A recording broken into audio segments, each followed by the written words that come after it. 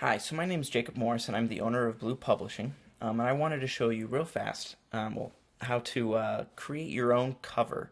And I'm going to show you how to do that by using the cover design that we used for our newest book, which is getting released next week, Tornado by Daniel Lance Wright. And you might recognize that name from Paradise Flawed, which is another book that we published of his.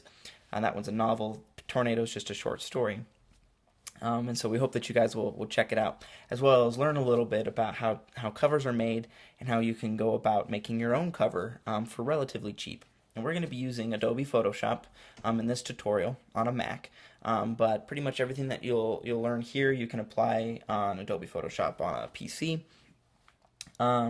or you can use a free tool called pixlr.com/editor. And it's basically Photoshop on the internet for free. It doesn't have as many tools as Photoshop does. Some of the things that we'll do in this video, Pixlr doesn't do. So just keep that in mind. You'll have to find your own little tweaks and twerks with Pixlr, and there's lots of tutorials online for that. But at least the basic concepts of how to make a cover you can get from here. So basically what we're going to do is we're going to just show you how to make this cover. And we're going to start off first by getting the proper size of the image that we want to work with. So we're going to go to File and New. I'm going to go ahead and I'm going to name this Tornado Cover Video. Okay. And the width that we're going to be going with is 1800 pixels by 2700 pixels, and that translates out to a 6 by 9 image at a 300 dpi. And we're gonna go ahead and make it in 72 pixels per inch rather than the 300. But anyways, it's a really large image that you'll be working with. And the reason why you want to have a high resolution image at 1800 by 2700 is because you never know what size screen is going to be looking at it. And especially with the technology coming out with all these different Retina displays, you really want to have your image be able to stand out and be crystal clear no matter what screen is using it, and is viewing it. So we want to make sure that we're doing 1800 by 2700 pixels at the bare minimum for your image. And I'm going to always make sure that the background contents is transparent because I never know if I want to have a transparent background. So I always make the initial background transparent. Go ahead and click OK. So here we've got our 6 by 9 image ready to go for getting a main background image. Now when you're picking your cover image, one of the things that you want to do when you're out looking for it, either you're taking your own picture or you're searching the internet for one to license out, is you want to try and find an image that by itself can be a standalone cover image. The less is more with a cover. And so if you have to do a bunch of playing around in Photoshop, you're going to actually have kind of an ineffective a cover. The least amount of work that you have to do in Photoshop, the better. So you really want to make sure that you find one image that can pretty much stand by itself. And if you need to add a couple little things to it, that's totally fine. We've done that with a few images, like the Paradise Flawed image is actually two images put together. It's blended together. But you wouldn't know that if you were to look at it. And so if you do play around with Photoshop and you do use more than one image, it's totally okay, but your goal should be to try and find one. And so there's a great tool online that I like to use. You may have heard of the company Flickr. It's owned by Yahoo. But what most people don't know is that Flickr has an amazing advanced search option here, where you can search for things that are called Creative Commons licensed content. Basically what that means is people have put their images up online for free and anybody can use them. And you can find images that can be used commercially and that you can modify, adapt, and build upon. And that is absolutely perfect for designing covers, especially if you're on a tight budget. This is free commercially licensed images. Now there's two catches to using Creative Commons. Catch number one is you have to give credit to whoever took the picture in your copyright page. So in your copyright page you have to say, background image taken by blah blah blah blah blah. That way they get the credit that they deserve.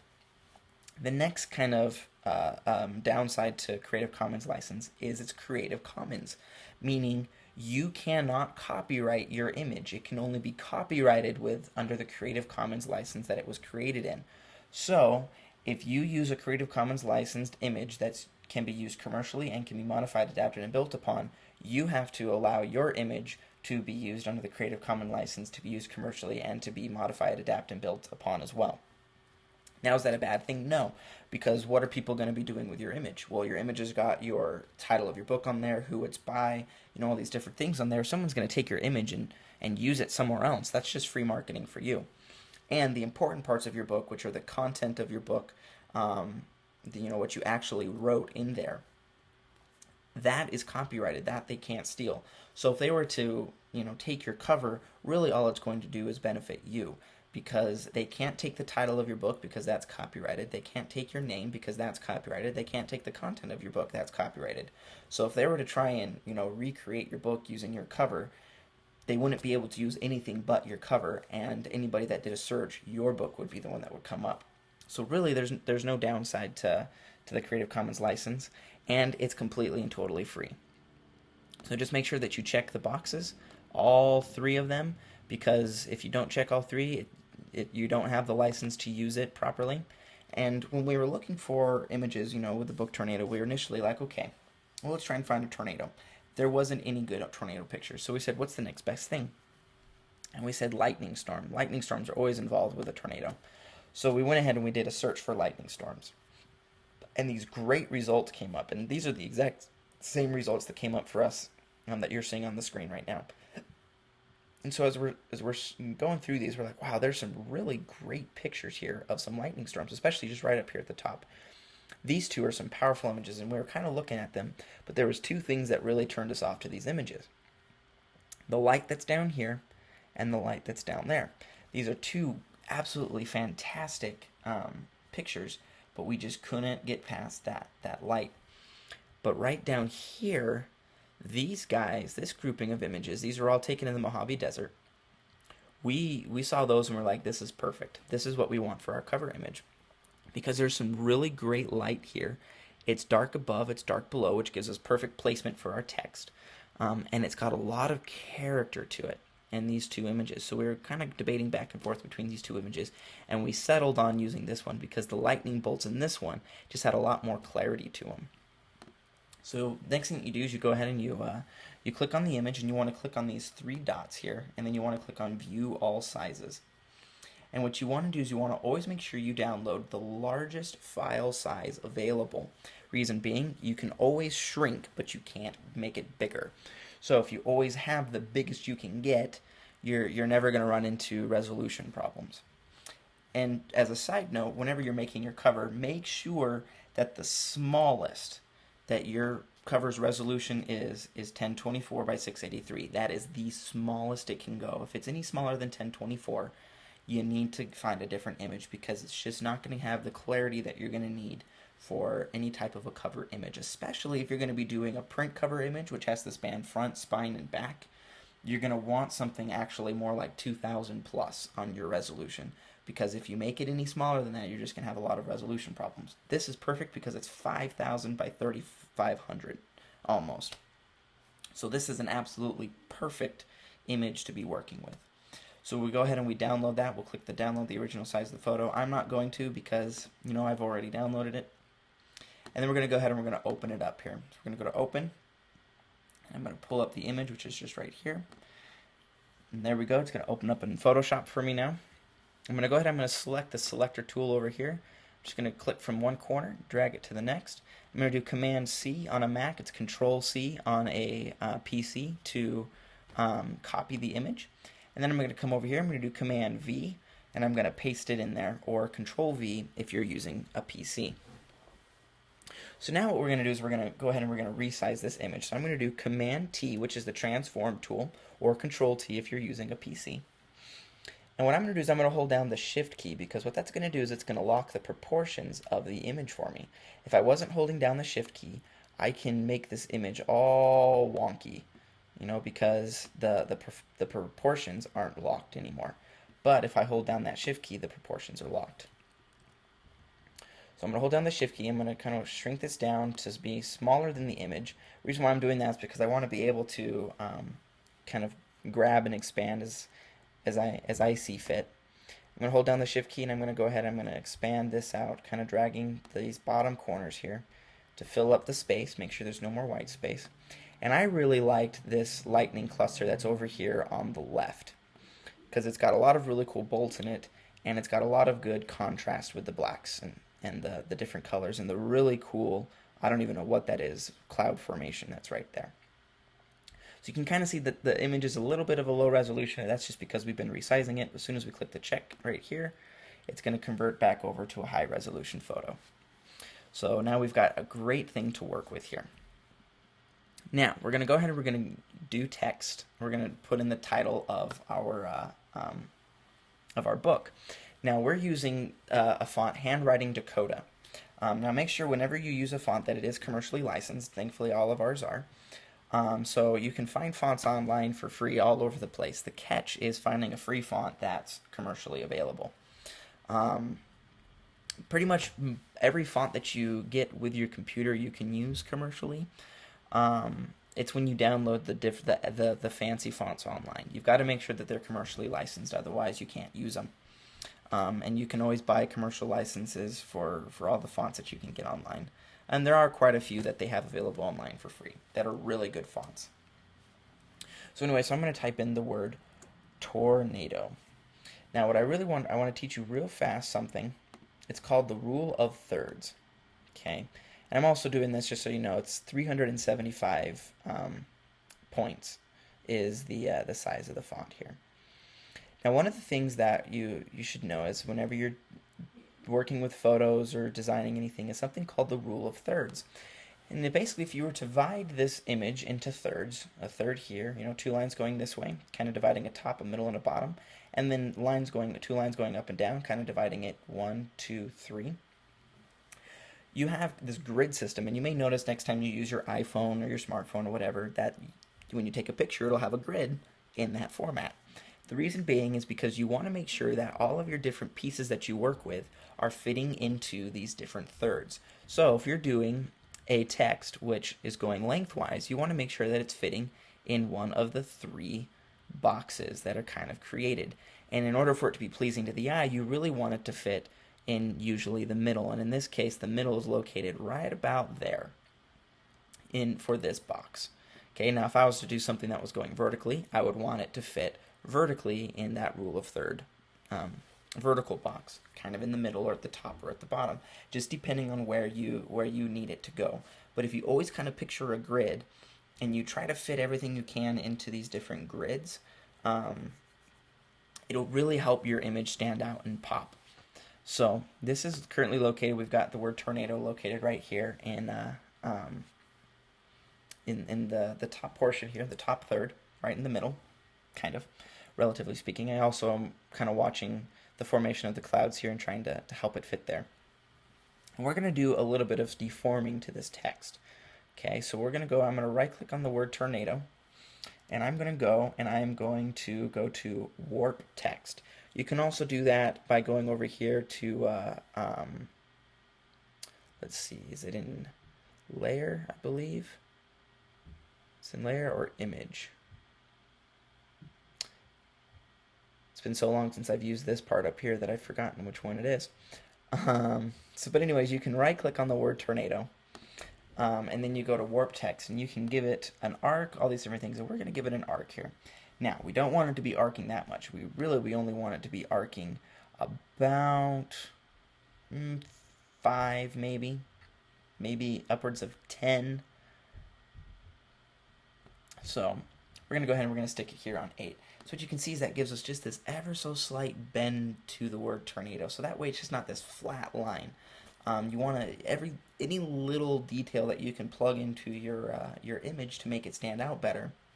The better it's going to be. You're going to really help that image stand out and grow.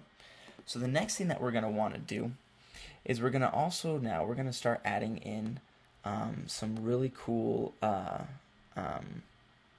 stylizations to this. Okay, with some different styling options. So let's see here. We're going to go down to create a new layer here.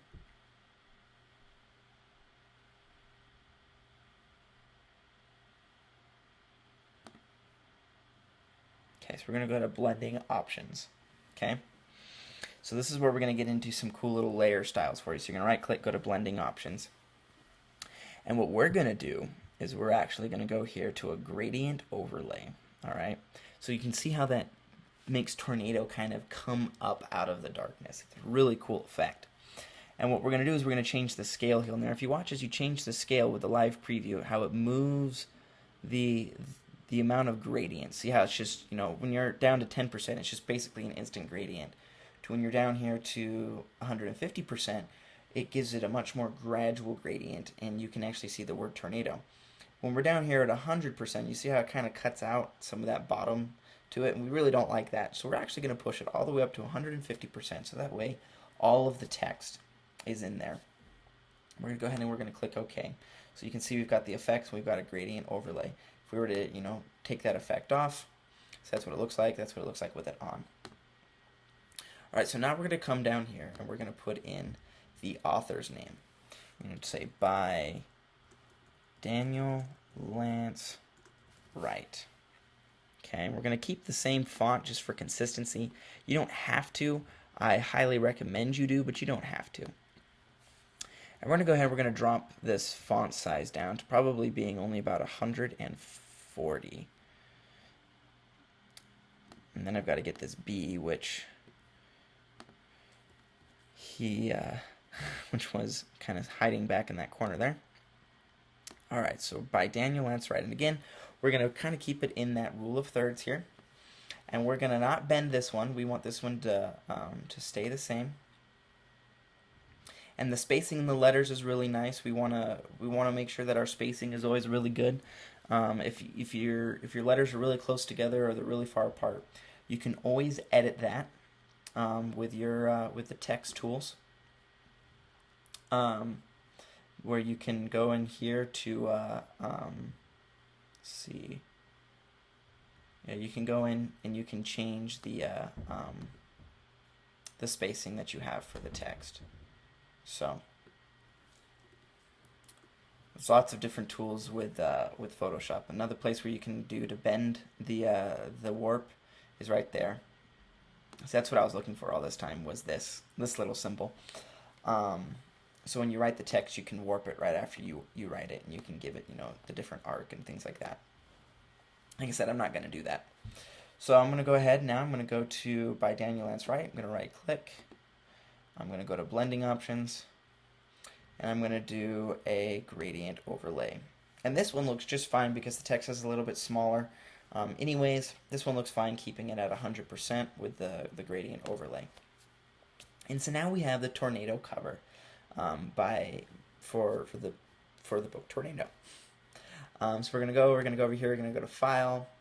We're gonna go to Save As. I always do Save As just in case. And we're going to go ahead and we're going to save this first as a PSD file. That way I can edit it later on if I ever need to. Then I'm going to go to File, Save As, and then I'm going to go ahead, I'm going to make this a JPEG, because most places that you'll be doing anything with your cover will accept JPEGs. Print is a different story, and there'll be a tutorial as we work on the print book. The Christmas Story, you'll start seeing stuff like this coming up as we work with the Christmas Story. You'll learn how to work with a print book. So anyways, we're going to now save this as a JPEG, and so both those are saved. And now we have a beautiful cover for the book Tornado by Daniel Lance Wright. And I hope that you enjoyed this tutorial, and I will hopefully you'll buy the book Tornado, and you have a wonderful day.